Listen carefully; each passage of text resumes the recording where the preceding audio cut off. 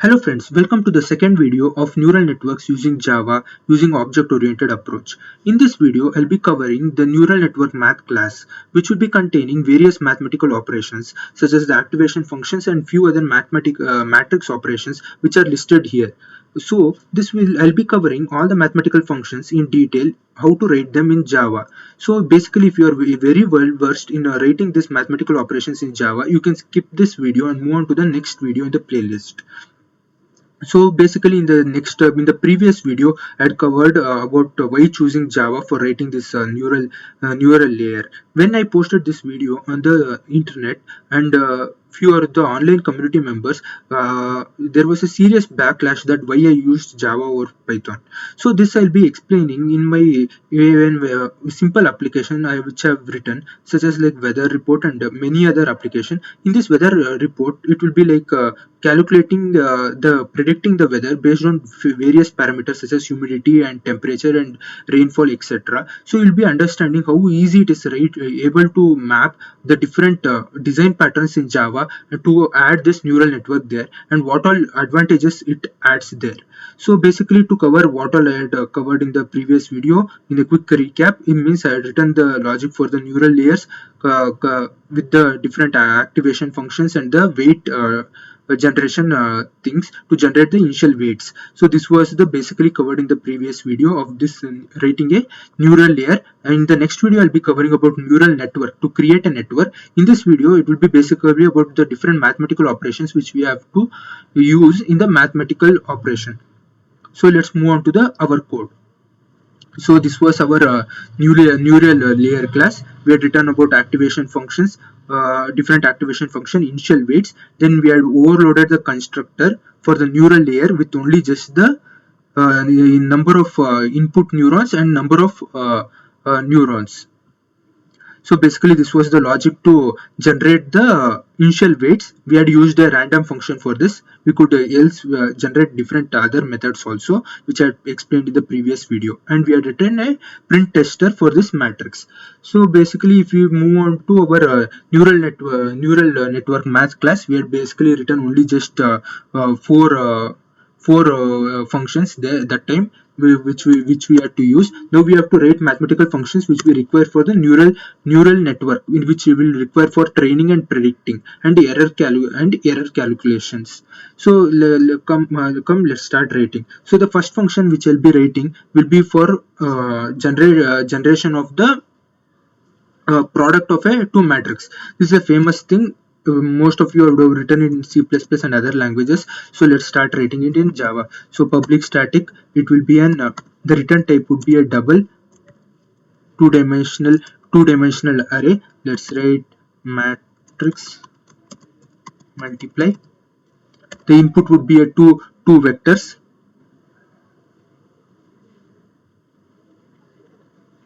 So that would be also of type double. Let's say vector A and double vector B. So let's start writing the function. So basically, to explain it in a brief way, it will be an m cross n matrix. If A is m cross n matrix, B has to be n cross P matrix. So that n that is the number of columns and the number of rows should be equal of the respective A and B matrices. And also we need to check that m is should not be equal to 0, or n should be not equal to 0. We have to validate these conditions for matrix multiplication. So let's write a few quick illegal operation check for this. So it will be A dot, we have to calculate the row, means we will get the length should not be equal to 0, or the B dot length should not be equal to 0, and the next condition is that the number of columns in A should be equal to number of rows in the B matrix. And one more thing to add, the result matrix will be of m cross P. This is a simple thing in mathematics. So the result would be m cross P and this to N should be equal in matrix multiplication. So now we have to check the number of columns in matrix A. That would be like A of 0. So we take first row and see the length. So we'll get the number of columns. If it is not equal to, so this has to be equal to, I made a quick typo here. If it is equal, there will be an illegal operation. Now if it is not equal to B dot length, then we have to throw an exception. Let's throw new illegal argument expressions saying matrix multiplication not possible. So we are done checking our pre-checks. So now let's write the logic.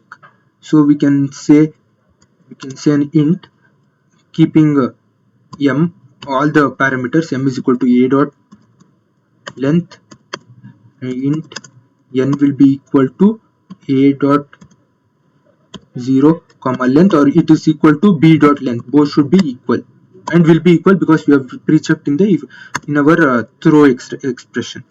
Then int p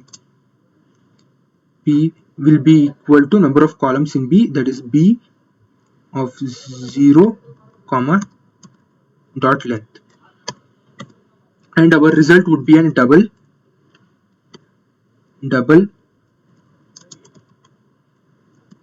Let's create it new of double, which would be of length. I have told you it will be m cross p. Now to do matrix multiplication, it is easy. A 3 for loop will be there. That is quick thing to remember always. So we'll have then m iterator. So let's have an m iterator. Int m iterator equals to 0 and m iterator should be less than m and plus m iterator. So this is the first for loop, and the second for loop will be for the this for the row, and so the second will be for the columns. Int it will be, the resultant would be m cross p. So p iterator will be equal to 0. P iterator should be less than p comma plus p iterator. So now to do the matrix multiplication of a row and column, we require one more for loop. So one more thing is we have to store the results, so that let's have a double for some value. We'll initialize every time. We have to initialize it to 0.0. We will understand why this sum is required. So we require one more for loop for int n iterator equals to 0 and n iterator should be less than n and n iterator we have to add plus. So here that sum will be required to calculate the sum and store the resultant. This is basically multiplying the complete row with the column. So we have to add this sum individually. If you are not able to get this, you have to brush up your mathematical things for matrix multiplication. Once you do an example on pen and paper, you'll be able to understand what this code I'm trying to do here. So it will be it will be m iterator, m cross n, I told right, n iterator, with the multiplication with the b with n iterator with p iterator, and we have to store the after each calculation of the sum, we have to store the result in our result matrix. Result, it is an m cross p matrix will be equal to sum. once we are done this, we'll complete the after all the for loops, we can return our result. This will be an m cross p matrix as done. So next, moving on to the next function which we have to write is of the scalar matrix multiplication. This is also important thing in our in our mathematical operations. We'll be using it in the our neural network, which I'll be showing. So let's move on to write our public static function. We are making it static so that we can use it without the object, like previously how we had used the sigmoid derivatives and the sigmoid function for the activation function. So now the public statics, we can public static, again this will be an matrix for double double with we can say SCLAR, scalar multiply a matrix. So let me keep it simple. So here also one of the advantages to keep a two matrix, even though you're multiplying a scalar, keep a two matrix, it will be a one-to-one multiply between each of the elements. Like 0 comma 0 element will be multiplied to the 0 comma 0 element of the other element. So so there will be an advantage to keeping this, so that you can have multiple function. Even though if you are multiplying, if you want to multiply a single scalar value, such as you want to scale it by 5, you multiply, make the all the elements in the matrix 5, so that it will be easier operation in this way. So again it will be an double vector of A and double vector matrix of B. So let's start writing that function. So again there will be an illegal throw exception. Maybe I'll copy this illegal throw expression to avoid the rewrite and faster thing. Again here the here again one more thing to notice, it will be m cross n, and the other matrix also should be m cross n. Yes, this 0 comma 0 is valid. So we need to check one more thing. If it is so, we have to check b of, means both the matrices of column and this should be same. So we have checked the columns. Now we'll check the length also. A dot length, if it is not equal to b dot length. So b dot length we have completed, so it will throw an illegal expression. So basically to do this multiplication, we just require to do a one-to-one multiply. So it will be a two for loop. Let's say int is a mitr equal to a dot the row, sorry, it should be equal to 0 starting with 0, and m iterator should be less than a dot length, and plus plus m iterator. Then we'll have one more for loop for the column, int n iterator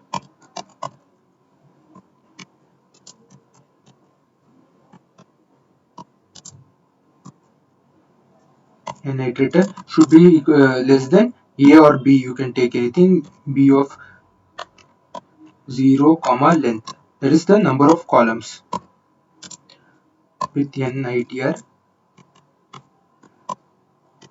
here plus plus. So it will be just one-to-one multiply. So we forgot to declare the result, so let me copy that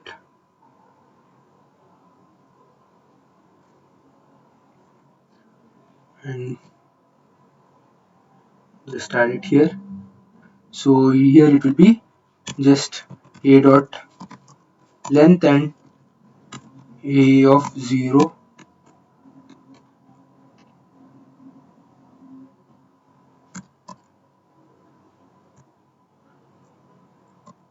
dot length. So we are done there. Yes, everything seems fine. So now we'll just store the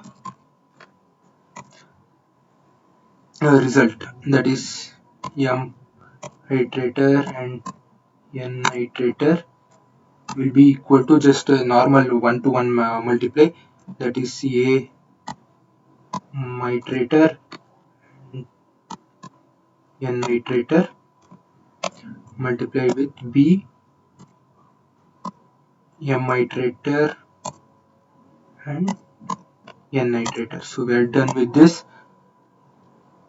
Now return, we have to just after multiplication return the result. So we are done with even with scalar multiply. So now next you might guess for doing how to do the addition, matrix multiply, addition and subtraction. They are similar, just similar. So instead of multiply it will be not scalar addition, matrix addition. Everything remains same, m cross n should be m cross n, just the operation will change. 2 plus and we're done with this function also so quickly. So next again adding one more function, matrix subtraction.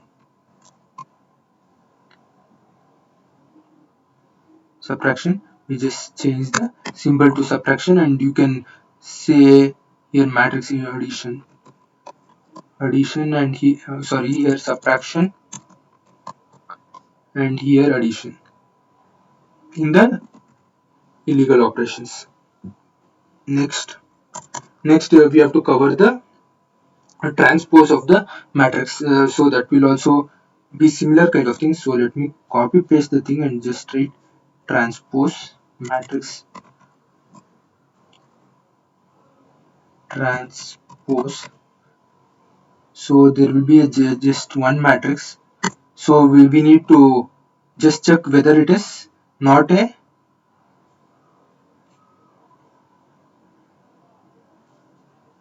zeroth matrix, just that thing we need to check.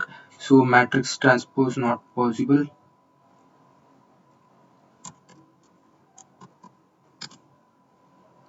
So just result will be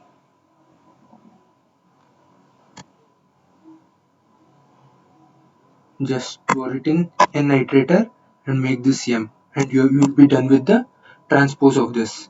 So just reversing the, just like I comma j, you will replace with j comma I in the matrix. Same thing we are doing here. So similarly we'll do for matrix normalize. Is also one of the important thing, normalize function required in our neural net. So there will be a typo in the above thing also, I guess. Yes. So to this also we have checked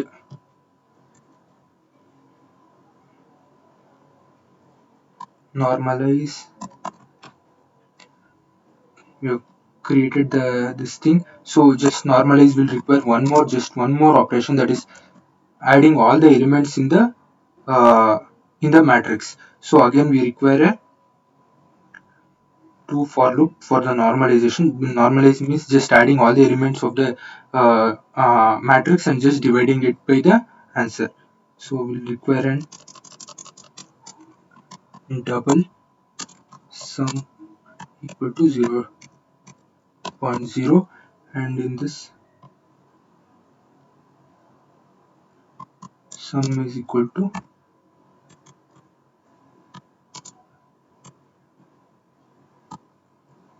m iterator and n iterator. So basically it will add all the elements, and just in the result it is nothing but m iterator n iterator divided by sum. We divide all the elements by the sum so that it gets normalized and we return the result. So we are done with our neural math class with all the functions we have written all completely. This will be next used in our neural network class. So just to quick recap, in this video what we are covered, we are basically covered all the mathematical operations like this, the activation functions and the of the sigmoid and tan functions, tan hyperbolic function, matrix multiplication, scalar multiplication, and other matrix subtraction, transpose, and normalization. So basically in the next video I'll be covering about the neural network part of it, and we'll be start developing applications in Java itself of this using this neural network. So thank you.